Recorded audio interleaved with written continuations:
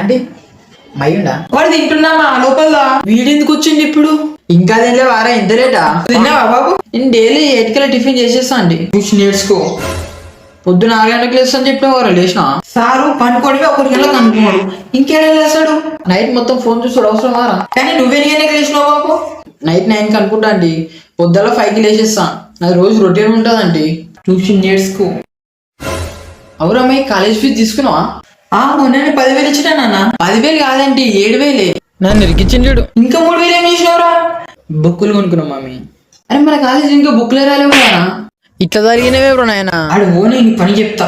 హే అమ్మాయి నీ హిమ నాకు ఫోన్ చేస్తుందిరా. హిమానా యువతది?